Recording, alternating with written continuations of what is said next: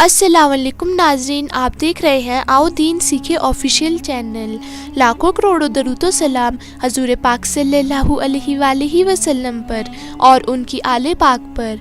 नाजरीन, आज की वीडियो में हम हज़रत मूसा अलैहिस्सलाम और फ़िरौन के वाक़ये के बारे में बात करने वाले हैं। नाजरीन, वीडियो शुरू करने से पहले आप सभी से गुजारिश है, अगर आप हमारे चैनल पर नए हैं तो हमारे चैनल को सब्सक्राइब कीजिए और बेल आइकन को ऑल पे प्रेस कर दीजिएगा ताकि हमारी नई आने वाली वीडियो की नोटिफिकेशन आप तक पहुंच सके और हमारी वीडियो को आगे से आगे शेयर जरूर कीजिएगा। नाज़रीन, मिस्र के सारे बादशाहों को फ़िरौन कहा जाता था। फ़िरौनों ने मिस्र पर 3000 सालों तक हुकूमत की और मिस्र पर कुल 33 फ़िरौन गुजरे। हर फ़िरौन की हुकूमत 1 सदी तक रही। नाज़रीन, आज के वाक़ये में हम आखिरी फ़िरौन के बारे में बात करने वाले हैं। ये वही फ़िरौन था जिसका मुकाबला हज़रत मूसा अलैहिस्सलाम से हुआ, जो पानी में हलाक हुआ। उसके डूबने के बाद से ही फ़िरौनों की हुकूमत ख़त्म हुई। ये बादशाह सोने, चांदी, हीरे, जेवरात और खजानों के बहुत शौकीन थे और इनकी खिदमत में हज़ारों लोग हाजिर हुआ करते थे। यही वजह थी इन फ़िरौनों में दौलत का गरूर आने की कि ये अपने आप को ही खुदा बताने लगे। आखिरी फ़िरौन भी इसी वजह से जलील होकर मरा और आज तक दौलत में चूर लोगों के लिए सबक बन गया है। इसने अपनी कौम के लोगों पर ऐसे जुल्म सितम ढाए, लोगों को अपनी इबादत करवाने पर मजबूर कर देता था। कुछ मिस्र के लोगों को ऐसा लगता था कि फ़िरौन उनके और उनके खुदाओं के बीच बातें पहुंचाने का एक ज़रिया है।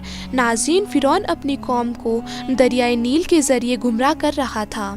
जब दरियाए नील अपनी पूरी ताकत के साथ लहरें मारता तो फ़िरौन आम लोगों में ऐलान करवा देता कि फ़िरौन ने तुम्हारे लिए दरियाए नील को पुरजोश कर दिया है, लिहाजा अब तुम फ़िरौन को सजदा करो। तो लोग डर की वजह से ये गुनाह करते। एक साल ऐसा आया कि दरियाए नील का पानी बहुत कम हो गया। वहाँ के लोग और जानवरों की प्यास की वजह से हालत ख़राब हो गई। उसके बाद पूरी कौम फ़िरौन के पास आई और कहने लगी, अगर तुम खुदा हो तो हम पर रहम करो और दरियाए नील को फिर से भर दो। इसके बाद फ़िरौन सोच में पड़ गया। फिर वो एक टोपी, खूनी लिबास अपने हाथ में राख लेकर वीरान जंगल की ओर चल दिया। वो बिल्कुल अकेला था और अपनी कौम को मना कर दिया कि मेरे पीछे कोई मत आना।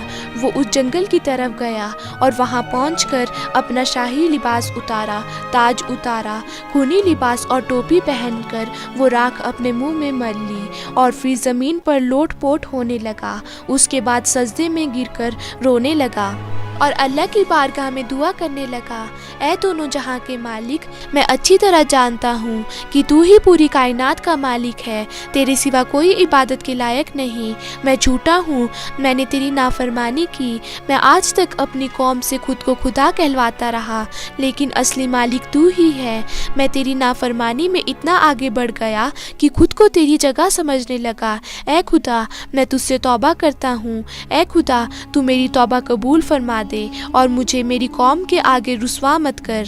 उसके बाद अल्लाह ताला ने फ़िरौन की दुआ कबूल कर दी और दरियाए नील को फिर से बढ़ा दिया और दरियाए नील को हुक्म दिया, फ़िरौन जहाँ जहाँ जाता है तू भी उसके पीछे साथ चल।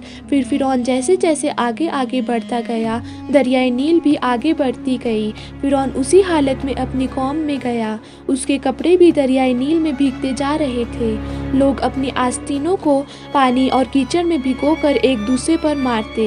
इसी वजह से मिस्र में खुशी मनाने का आज भी यही तरीका है। नाज़रीन, ये उस शख्स की तौबा की मकबूलियत थी जो अल्लाह ताला का नाफरमान था।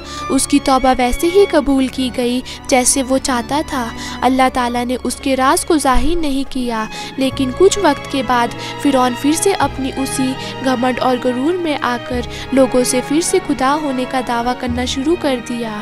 फ़िरौन का महल भी उसकी बदबख्ती का नतीजा निकला। फ़िरौन ने अपने खास वज़ीर हामान को महल बनवाने का हुक्म दिया। हामान ने फ़िरौन के महल के लिए सामान इकट्ठा करना शुरू कर दिया। फ़िरौन के महल کے لیے دنیا بھر سے ماہر کاریگروں کو بلایا گیا۔ ناظرین، کاریگروں کو چھوڑ کر مزدوروں کی تعداد 50,000 کے لگ بھگ تھی۔ اس محل کی تعمیر پوری مہارت کے ساتھ کی گئی۔ 7 سالوں کے بعد یہ محل تیار ہو گیا۔ حیرانی کی بات یہ ہے، جب سے یہ دنیا بنی ہے آج تک اس محل کی بلندی کی کوئی مثال نہیں ملی۔ یہ محل فرعون کی خواہش کے مطابق بنایا گیا۔ اس محل کے بہت سے راز اپنے آپ میں ہی مثال تھے۔ جب یہ محل بن کر تیار ہو گیا تو فرعون نے اپنے گھمنڈ میں آ کر حضرت موسیٰ علیہ السلام سے گستاخی کی۔ حضرت موسیٰ علیہ السلام کو یہ سب ناگوارا گزرا۔ اللہ تعالیٰ نے حضرت موسیٰ علیہ السلام پر وحی نازل کی اور فرمایا، اے موسیٰ، آپ اس بدبخت کو اپنے ذہن سے نکال دو، اس کے بارے میں نہ سوچو، میں اس کے محل کو ایک لمحے میں برباد کر دوں گا۔ اور اللہ تعالیٰ کے حکم سے ایسا ہی ہوا۔ حضرت جبرائیل علیہ السلام نے اپنا پر مار کر محل کے 3 ٹکڑے کر دیے۔ جب فرعون نے یہ سب دیکھا تو اس کو سمجھ آ گیا یہ سب اسی کی بدبختی کا نتیجہ ہے۔ پھر اس نے حضرت موسیٰ علیہ السلام سے جنگ کرنا شروع کر دیا۔ اللہ تعالیٰ نے اسے معجزے کے ذریعے سمجھانے کی کوشش کی، لیکن فرعون باز نہیں آ رہا تھا اور وہ آخر کار حضرت موسیٰ علیہ السلام کا پیچھا کرتے ہوئے دریائے نیل میں اپنے لشکر کے ساتھ ہلاک ہو گیا۔ ناظرین، اس سے ہمیں یہ سبق ملتا ہے، ہمیں دولت اور طاقت کا گھمنڈ نہیں کرنا چاہیے۔ یہ سب اللہ تعالیٰ کی دین ہے اور سب چیز کا مالک اللہ ہی ہے۔ تو ناظرین، آج کی ویڈیو میں صرف اتنا ہی، پھر ملتے ایک نئی ویڈیو کے ساتھ، تب تک کے لیے اللہ حافظ۔